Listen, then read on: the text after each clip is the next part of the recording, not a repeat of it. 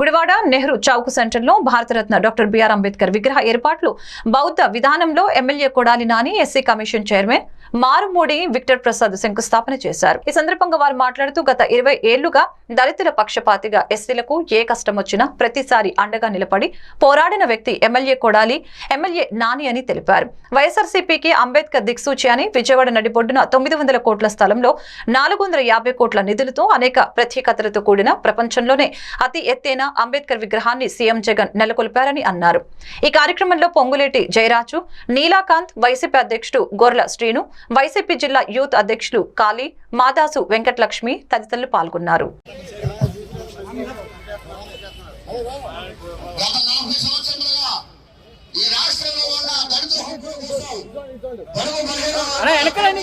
తతియంపి ధమ్మం శరణం గచ్చామి తతియంపి సంఘం శరణం గచ్చామి ధమ్మం శరణం గచ్చామి తతియంపి దుర్గం శరణం గచ్చామి తతియంపి ధమ్మం శరణం గచ్చామి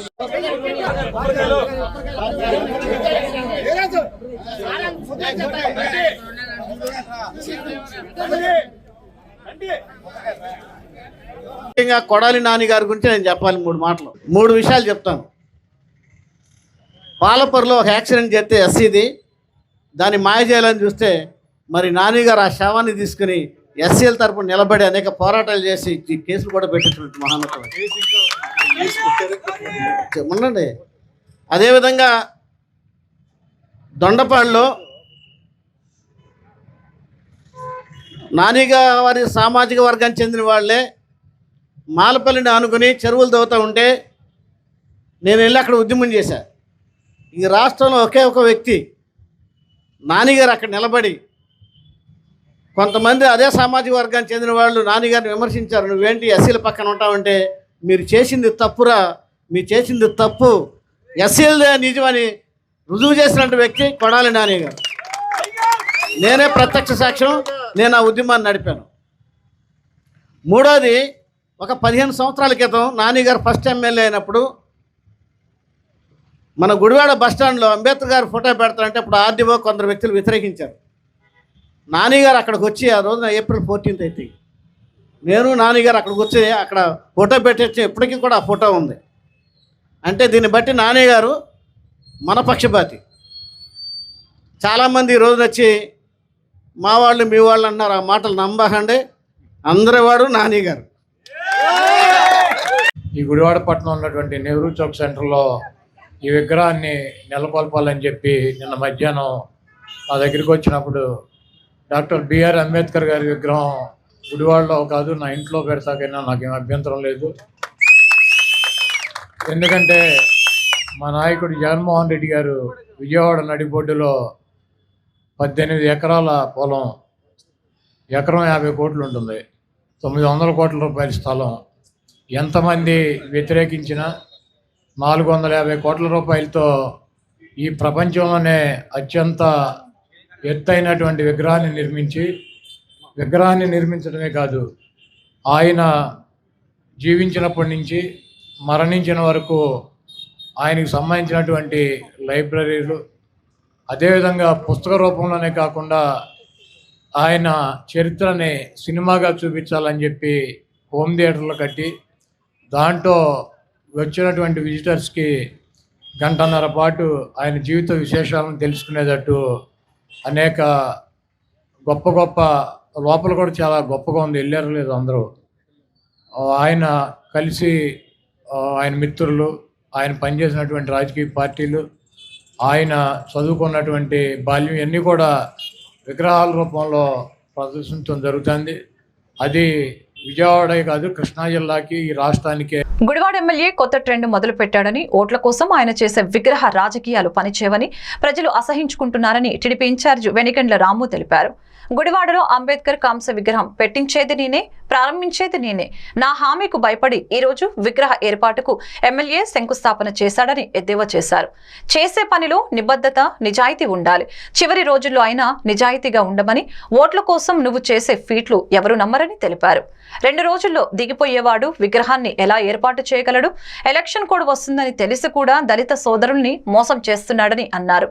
ఇవే నీకు చివరి ఎన్నికలని, ప్రజలు నీపై ప్రతీకారం తీర్చుకోవటానికి రెడీగా ఉన్నారని తెలిపారు.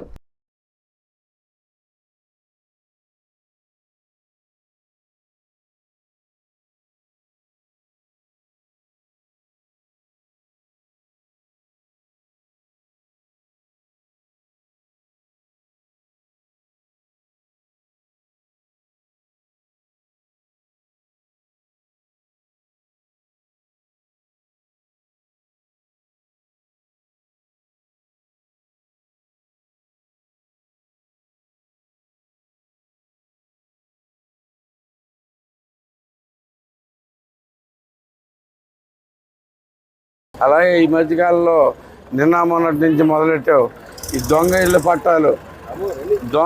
పట్టాలు ఇవన్నీ ఇళ్ళ పట్టాలు, పంచేయని ఇళ్ళ పట్టాలు ఇస్తున్నారు. మీకు అందరూ గమనించుకోండి, అవన్నీ ఒరిజినల్స్ కావు. నేను వెళ్ళి ప్రతి ఒక్కరికి ఇంటికి ఇళ్ళు ఇస్తాను అని చెప్పేసి నేను గ్యారంటీ ఇస్తుంటే, స్థలం లేని వాళ్ళందరికీ స్థలం ఇస్తానని, ఇల్లు కట్టుకోవాల్సిన వాళ్ళని ఇల్లు కట్టించాడు చేస్తానని, నేను వాడిస్తున్నానని చెప్పి వెంటనే నువ్వు దొంగ పట్టాలు మొదలెట్టావు. ఈ మధ్యకాలంలో కొత్త ట్రెండ్ ఒకటి బిగినైంది గుడివాడలో. నేను వెళ్ళి హామీ ఇస్తే ఈలోపు ఆ పని చేస్తాం మొదలెడతారు చక్కగా. ఇది ఒకటి మంచిగానే ఉంది. నేను అంబేద్కర్ గారి విగ్రహం, కాంస్య విగ్రహం ప్రామిస్ చేయగానే ఇవాళ ఓపెనింగ్ అని చెప్పి మొదలెట్టావు. కానీ అది నీకు తెలుసు, అది నువ్వు చేయలేవు అని చెప్పి. ఇంకా 2 రోజుల్లోనే ఎలక్షన్ కూడా వచ్చేస్తుంది. అలాంటి జరగనివ్వరని నీకు తెలుసు. కావాలని చెప్పి ఓపెనింగ్ పెడతావు. ఓపెనింగ్ పెట్టినా కానీ నేనైతే కాంస్య విగ్రహం పెట్టేది నేనే, దాంట్లో తర్వాత దాన్ని ఓపెనింగ్ చేసేది నేనే. మీకు అంబేద్కర్ గారికి సరైన గౌరవం దక్కేది చూసుకునేది కూడా నేనే. నీ విగ్రహాల రాజకీయాలు, పనికిమాల రాజకీయాలు పనిచేయమని చెప్పేసి గుర్తుపెట్టుకో.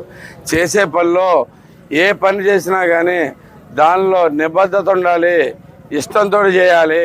నీలాగా ఓట్ల కోసం చేయొద్దు. చేసే ప్రతి సంగతి ఓట్ల కోసమేనా? నీ బతుకంతా ఇదేనా? ఆ చివరి రోజు రాజకీయాలు మొదలెట్టి చివరి రోజుల్లో వచ్చేసి నువ్వు హడావుడిగా ఆ ఓట్ల కోసం రకరకాల ఫీట్లు వేసినా కానీ జనాలు ఎవరు నేను నమ్మే పరిస్థితిలో లేరు. ఇదైతే చాలా స్పష్టంగా అందరికీ తెలుసు. నువ్వేం చేస్తున్నావు, నువ్వు ఎలా బిహేవ్ చేస్తావు అనేది చక్కగా అందరికీ అర్థమైపోయింది. ఈ మొత్తం మీద నీ బతుకు అయిపోయింది. దీంతో నువ్వు చెప్పినట్టు ఇవే చివరి ఎలక్షన్లో మళ్ళీ నువ్వు వెలుగనేది చూడవు. గుడివాడ ప్రజలు నీ మీద అంతగా ప్రతీకారం తెచ్చుకోవడానికి రెడీగా ఉన్నారు.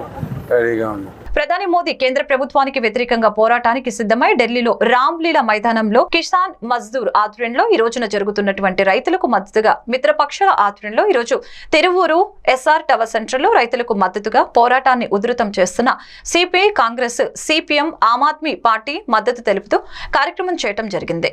ఈ కార్యక్రమాన్ని ఉద్దేశించి మాట్లాడుతున్న తిరువూరు సిపిఐ పట్టణ కార్యదర్శి మాలపాటి ఉదయ్ ఈ కార్యక్రమంలో బాణాల అశోక్, పల్లపు మురళి, మేడిపల్లి నరసింహారావు, పాలకుర్తి సునీల్, కన్నయ్య, తోట పిచ్చయ్య తదితరులు పాల్గొన్నారు.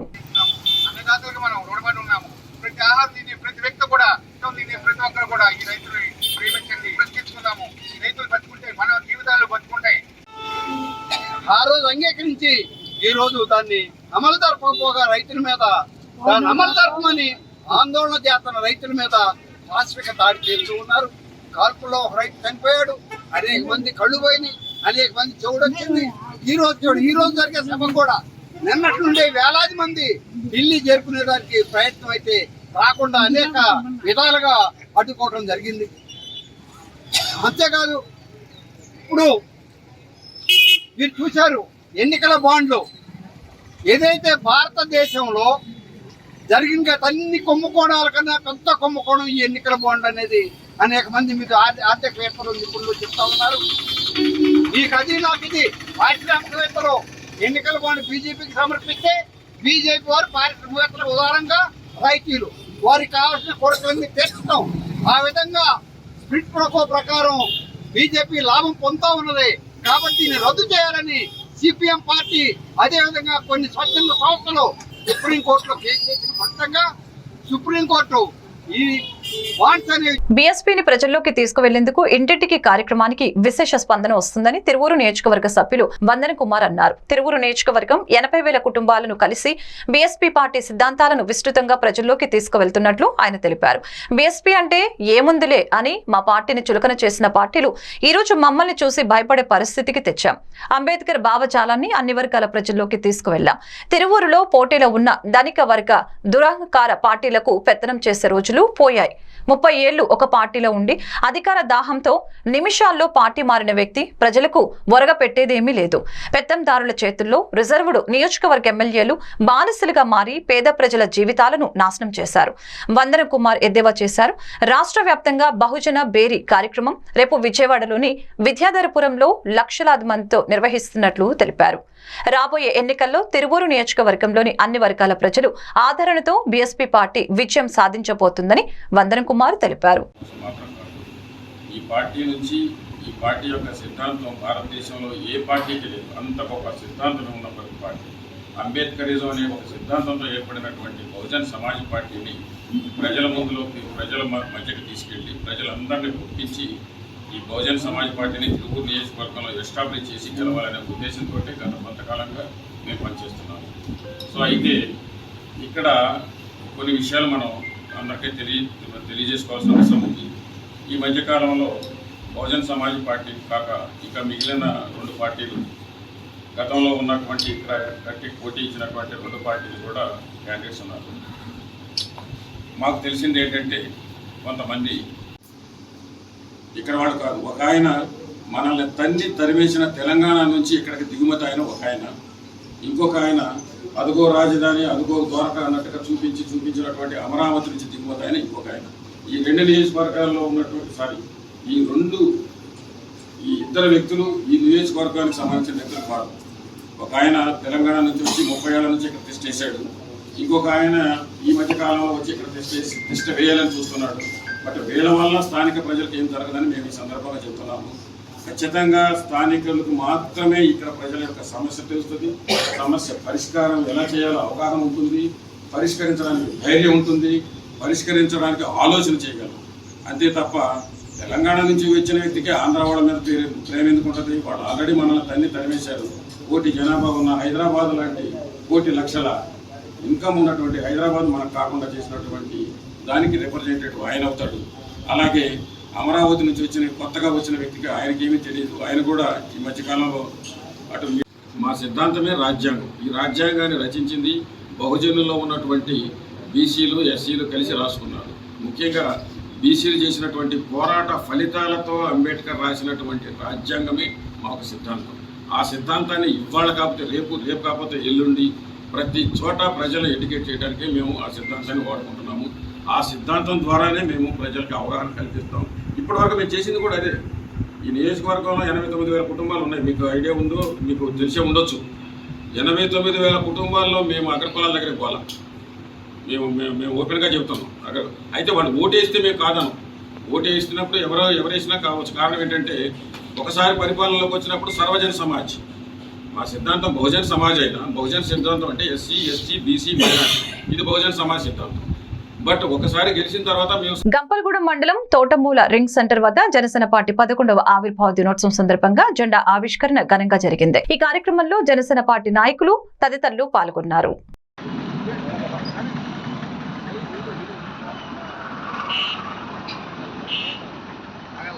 ఓకే, పైకి తీసులాగు.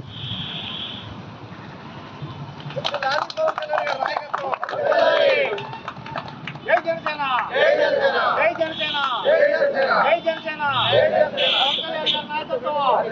పవన్ కళ్యాణ్ గారి నాయకత్వం, పవన్ కళ్యాణ్ గారి నాయకత్వం, పవన్ కళ్యాణ్ గారి నాయకత్వం. 2వ దినోత్సవ ఆవిర్భావ సందర్భంగా జనసేన పార్టీ జెండా ఆవిష్కరణ కార్యక్రమం జరుగుతుంది.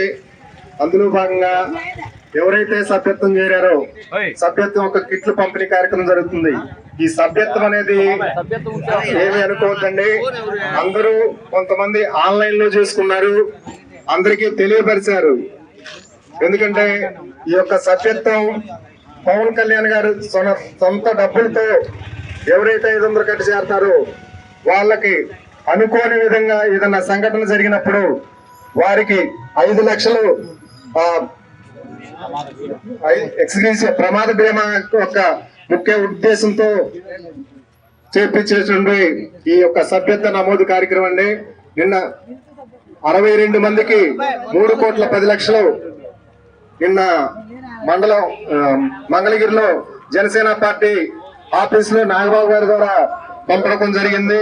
దానిలో భాగంగా ఇసలపేట ఒక కార్యకర్త చనిపోయినా కూడా 5 లక్షల ప్రమాద బీమా అందింది. అందరం ఏంటంటే మనం రకరకాల ఇన్సూరెన్స్ చేసుకుంటాం, కానీ ఏదైతే బాధ్యత ఉందో మనం ఒక 500 కడితే పార్టీ మనకి ఏం చేస్తుంది అనేది పవన్ కళ్యాణ్ గారి ఇది ఒక సిద్ధాంతం.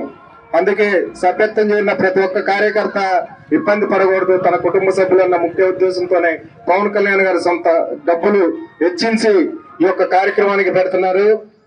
అటువంటి వ్యక్తికి మనం వెన్నుదన్నుగా ఉండి ఆయన ప్రోత్సహిస్తూ ఆయన ఏదైతే నిర్ణయం తీసుకున్నారో ఆ నిర్ణయానికి కట్టుబడి ఉండి ఆయన వ్యూహానికి మద్దతు ఇస్తూ మనం ఎల్లవేళలా ఆయనకు సపోర్ట్ చేస్తూ కలిసికట్టుగా ఉండి ఆయన నిర్ణయాన్ని తీసుకున్న దానికి ఏదైతే ఈ 175 నియోజకవర్గాల్లో ఏదైతే గుర్తుందో జనసేన ఉంటే జనసేన, బీజేపీ ఉంటే బీజేపీ. నిరుపేద మహిళల అభ్యున్నతికి రాష్ట్ర ప్రభుత్వం విశేషంగా కృషి చేస్తుందని జిల్లా కలెక్టర్ పి రజిత్ పాషా తెలిపారు. వైఎస్ఆర్ ఈబీసీ నేస్తం పథకం కింద లబ్ధిదారులైన మహిళలకు ఆర్థిక సహాయం అందించే కార్యక్రమాన్ని నంద్యాల జిల్లా బనగానపల్లిలో రాష్ట్ర ముఖ్యమంత్రి వైఎస్ జగన్మోహన్ రెడ్డి గురువారం బటన్ నొక్కి ఆన్లైన్ ద్వారా ప్రారంభించారు. స్థానిక కలెక్టరేట్ లో నిర్వహించిన కార్యక్రమంలో జిల్లా కలెక్టర్ పి రజిత్ పాషా, బాపట్ల శాసనసభ్యులు కోన రఘుపతి కలిసి లబ్ధిదారులకు చెక్కుల రూపంలో నగదు పంపిణీ చేశారు. ఈ కార్యక్రమంలో బీసీ కార్పొరేషన్ ఏఈఓ చిట్టిబాబు, సిబ్బంది, లబ్ధిదారులు తదితరులు పాల్గొన్నారు.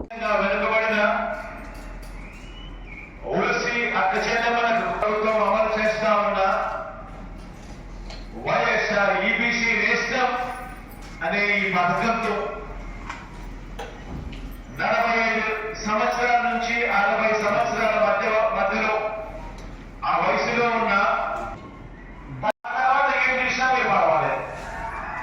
ఎందుకంటే మనం యుద్ధం చేస్తామని ఈరోజు చంద్రబాబు నాయుడు బహుశా రాబోయేదన్నా అంత ధనవంతులు కాదు, బహుశా మాదిరి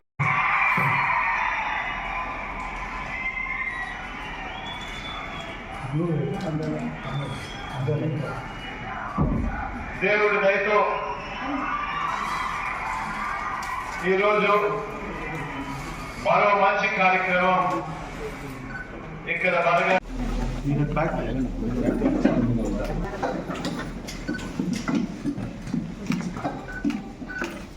సెయింట్ ఆన్స్ పాలిటెక్నిక్ కళాశాల చీరాలలో 3వ సంవత్సరం చదువుతున్న పాలిటెక్నిక్ విద్యార్థులకు గోద్రేజ్ కన్స్యూమర్స్ ప్రోడక్ట్ వారి క్యాంపస్ ఇంటర్వ్యూలో 5గురు ఎంపిక అయ్యారు. కళాశాల secretary Vanama Ramakrishnarao, correspondent Srimantula Lakshmanarao media సమావేశంలో తెలియజేశారు. బుధవారం పాలిటెక్నిక్ 3వ సంవత్సరం చదువుతున్న విద్యార్థులకు ఒంగోలులోని దామచల్ల ఆంజనేయుల ప్రభుత్వ పాలిటెక్నిక్ కళాశాలలో గోద్రేజ్ కన్స్యూమర్ ప్రొడక్ట్స్ చెన్నై వారు నిర్వహించిన క్యాంపస్ ఇంటర్వ్యూలో 5గురు ఎంపిక అయ్యారని కళాశాల ప్రధాన అధ్యాపకులు మొయిదా వేణుగోపాలరావు తెలిపారు. ఈ ప్రాంగణ ఎంపికలకు వివిధ కళాశాలలకు హాజరైన విద్యార్థులకు ప్రాంగణ ఎంపికలు నిర్వహించగా అందులో 31 మంది ఎంపిక కాగా అందులో 5గురు కళాశాలకు విద్యార్థులు ఎంపికయ్యారని diploma deputy director doctor K Vijayabhaskar Reddy తెలిపారు. ఈ ఇంటర్వ్యూలో ఎంపికైన 5గురు విద్యార్థులకు డిప్యూటీ డైరెక్టర్, వివిధ విభాగాధిపతులు, అధ్యాపకులు, విద్యార్థులు అభినందనలు తెలిపారు. బాపట్ల జిల్లా వేమూరు నియోజకవర్గం బట్టిప్రోలు గ్రామంలో కార్యకర్తలు ఎప్పటి నుంచో ఎదురు చూస్తున్నటువంటి వైఎస్ఆర్సీపీ పార్టీ కార్యాలయాన్ని నియోజకవర్గ ఇన్ఛార్జి వరికోటి అశోక్ బాబు, మాజీ శాసనసభ్యులు దేవినేని మల్లికార్జునరావులు కార్యాలయాన్ని ప్రారంభించారు. మద్దులగిరి, మద్దుల రాంప్రకాష్, బూర్లె రాంప్రసాద్ ఆధ్వర్యంలో మద్దుల శివరామ సుబ్రహ్మణ్యం, మద్దుల వాసు, కోటి దుర్గాప్రసాద్, పేర్లి రంగారావు, తూనుగుంట్ల శ్రీనివాసు, దేవినేని రామచంద్రరావుకు కండవాలు కప్పి పార్టీలోకి ఆహ్వానించడం జరిగింది. ఈ సందర్భంగా అశోక్ బాబు మాట్లాడుతూ కార్యాలయం అందరిది, ఇక్కడికి వచ్చేటువంటి వారికి సముచిత స్థానం కల్పిస్తామని, ముఖ్యంగా ఈ కార్యాలయాన్ని ప్రారంభించిన మొదటి రోజే 5 ఆర్యవైశ్య కుటుంబాలు, ఒక కాపు సోదరుడు పార్టీలో చేరటం జరిగిందని అన్నారు. దేవినేని మాట్లాడుతూ కార్యకర్తలంతా పనిచేసే నియోజకవర్గంలో అశోక్ బాబుని గెలిపించుకొని జగన్మోహన్ రెడ్డిని ముఖ్యమంత్రిని చేసుకుందామని అన్నారు. ఈ కార్యక్రమంలో కుందేటి Ramesh, sarpanch Dara, Ravi Kiranmai, Chennai Samudrala Prabhu Kiran, Sirajuddin, vice MPP Pichaiah Sastri, MPTC Koutharapu Padmavathi, mandal స్థాయి నాయకులు నాగమల్లేశ్వరరావు, వార్డు నెంబర్లు తదితరులు పాల్గొన్నారు. అరేంజ్ చేయడం, వచ్చినటువంటి నాయకులందరూ కూడా ఎవరికి వాళ్ళు వాళ్ళ సొంత కార్యాలయం లాగా దీన్ని ఉపయోగించుకోవాలని చెప్పేసి చెప్తా ఉన్నాను. ఎందుకంటే ఒకసారి పార్టీ కార్యాలయం అన్న తర్వాత అది ఏ ఒక్కరిది కాదు, అందరిది. నేను చెప్తున్నా, ఈ కార్యాలయం ఓపెన్ అయిన క్షణం నుంచి వెంటనే వైశ్యాస్ పార్టీలోకి చేరడం అంటే బట్టి ప్రోల్లో ఆట మొదలయ్యింది.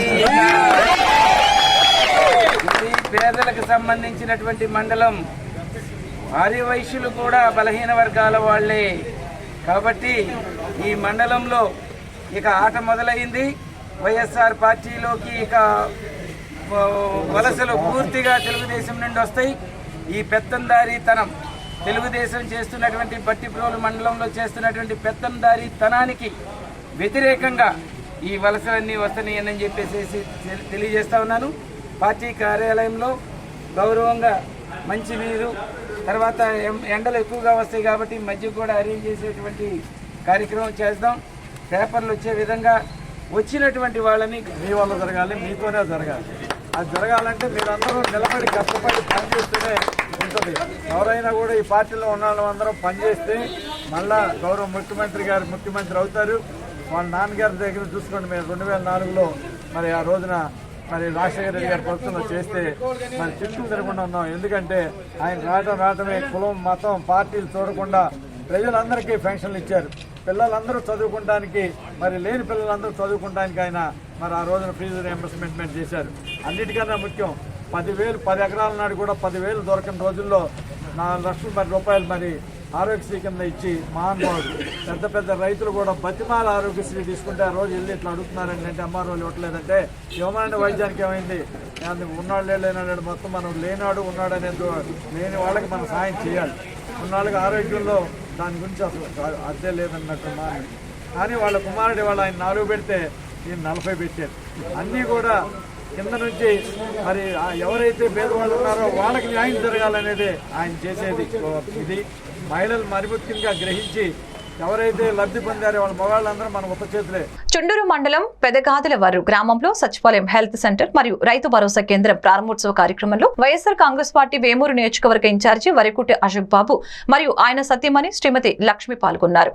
ఈ కార్యక్రమంలో మండల నాయకులు, గ్రామ నాయకులు, కార్యకర్తలు, అభిమానులు పాల్గొన్నారు.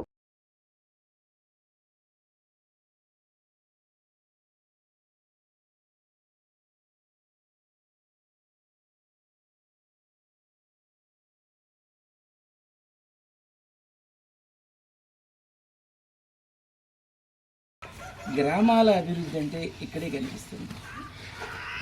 ఈ బిల్డింగ్స్ లేకపోతే మనకి ఈ ఊర్లో ఉండేటువంటి ప్రభుత్వ బిల్డింగ్ ఏముంది, అధికారులు ఎవరున్నారు? ప్రభుత్వ బిల్డింగ్ అంటే పంచాయతీ కార్యాలయం, అది ముక్కిపోయి ఉంటుంది. ఎప్పుడో మన తాతలు కట్టినప్పుడు లేకపోతే 20-30 సంవత్సరాలు అయి ఉంటుంది. అక్కడ ఒక క్లర్క్ ఉంటాడు, ఇక చిమ్మేవాళ్ళు ఉంటారు. కానీ ఈ రోజున ఈ సచివాలయానికి 11 శాఖల సచివాలయ ఉద్యోగులు ఉంటారు. అంటే కలెక్టరేట్ మొత్తం మన గ్రామంలోనే ఉంటుంది. మళ్ళీ వాలంటీర్స్ ఉంటారు. మరి ఈ రోజున 1 కోటి రూపాయలు పెట్టేసేసి ఈ బిల్డింగ్స్ కట్టారంటే అభివృద్ధి అంటే ఇది. ఇంతకుముందు రైతు భరోసా మీరు మొక్క నాటగానే మీరు ఇన్సూరెన్స్ చేసుకోవాలంటే మండలం ఆఫీస్కి వెళ్ళాలి. అక్కడ అగ్రికల్చర్ ఆఫీసర్ దగ్గర మీరు ఇన్సూరెన్స్ చేసుకోవాలి. ఏదైనా తుఫాన్ వచ్చి లేకపోతే నష్టం జరిగితే ఆ ఇన్సూరెన్స్ ఎవరైతే తెలివిగా కట్టుకున్నారో వాళ్ళకి మాత్రమే వస్తాయి. అగ్రికల్చర్ ఆఫీసరే ఈ రోజున ఒక్క రైతు భరోసా కేంద్రం ఉండడం వలన మనకి విత్తనాలు ఇక్కడే జరుగుతున్నాయి, మందులు ఇక్కడే జరుగుతున్నాయి. మనం క్రాప్ వేయగానే క్రాప్ బుకింగ్ జరుగుతుంది. ఇన్సూరెన్స్ మనం కట్టకుండా జగన్మోహన్ రెడ్డి గారు ఏం చేశారంటే ప్రభుత్వమే కట్టేటట్టుగా చేశారు. ఏమి జరిగినా మనం విత్తనం వేసుకుంటే చాలు, సచివాలయంలో వాళ్ళు మన అగ్రికల్చర్ అసిస్టెంట్ దాన్ని క్రాప్ బుకింగ్ చేస్తారు. ఇప్పుడు నిన్న పంట నష్టానికి సంబంధించినటువంటి వచ్చింది, ఎవరు ఏం చేయలే, ఎవరు ఎక్కడికి పోయి ఇన్సూరెన్స్ చేసుకోలే, వచ్చేసింది. అది అభివృద్ధి అంటే ఇది. ఈ తెలియనటువంటి ఈ తెలుగుదేశం వాళ్ళు కావాలని అభివృద్ధి. రెంటచింతల మండలం కేంద్రంలోని రెంటాల ఆటో స్టాండ్ నందు శాలివాహన ఆధ్వర్యంలో ఘనంగా నిర్వహించారు. ముందుగా తెలుగు మహిళ కవిత్రాయం మల్లమాంబ చిత్రపటానికి పుష్ప అలంకరణ చేసి పూజా కార్యక్రమాన్ని నిర్వహించి కొబ్బరికాయలు కొట్టి తమ భక్తిని ప్రదర్శించారు. ఈ కార్యక్రమానికి అధ్యక్షుడిగా నారాయణపురం శ్రీనివాసరావు విద్యా వృత్య పాల్గొని మాట్లాడుతూ రామాయణాన్ని తేట తెలుగులో రచించి శ్రీరామచంద్రమూర్తికి అంకితం చేశారని తెలియజేశారు. రెంటచింతల మండలం బీసీ సంక్షేమ సంఘం అధ్యక్షుడు బోకరి తిరుపతిరావు మాట్లాడుతూ మల్లమాంబ తొలి తెలుగు కవయిత్రి మాత్రమే కాకుండా శూద్రుల మహిళలపై జరుగుతున్న ఆగడాలను తన కవిత్వం తోటి తన వచ్చిన శైలితోటి విముక్తి కలిగించారని కొనియాడారు. ఈ కార్యక్రమంలో బాపనపల్లి రాఘవేంద్ర, శ్రీనివాసరావు, చీరాల కోటేశ్వరరావు, తోగటి కోటేశ్వరరావు, నారాయణపురం చిన్న మొలకయ్య, సన్నగంటి పోతులూరి, బాపనపల్లి నాగేశ్వరరావు తదితరులు పాల్గొన్నారు. ఈరోజు మా కుమ్మరి శాలివాహన ఆడపడుచున్నటువంటి కవయిత్రి శ్రీ మల్లమాంబ గారి 584వ జయంతి సందర్భంగా ఈరోజు రాష్ట్ర వ్యాప్తంగా మొత్తం కూడా ఈ జయంతి కార్యక్రమాన్ని చాలా ఘనంగా నిర్వహిస్తారు. మా రెంటచింతల్లో కూడా మొట్టమొదటిసారిగా ఈరోజు మా కమ్యూనిటీ అందరం కలిసి ఐక్యతగా ఈరోజు ఈ కార్యక్రమాన్ని జరుపుకోవడం చాలా సంతోషించదగ్గ విషయం. అలాగే మల్లమాంబ గారు కడప జిల్లా బద్వేలు సమీపంలోని గోపురం గ్రామంలో 1440లో జన్మించారు. ఆమె తండ్రి గారైనటువంటి కేశన్న గారు శ్రీ నీలకంఠ మల్లేశ్వర స్వామి దేవస్థానంలో పూజారిగా నిర్వహించేవాళ్ళు. చిన్నప్పటి నుంచి ఎంతో దేశభక్తి, దేవుని పట్ల నమ్మకం, భక్తి శ్రద్ధలతో ఉన్నటువంటి మల్లమాంబ గారు తన తండ్రి వెంట నడుస్తూ అక్కడ ఉన్నటువంటి గుళ్ళో జరుగుతున్న పూజా కార్యక్రమాల్లో పాల్గొని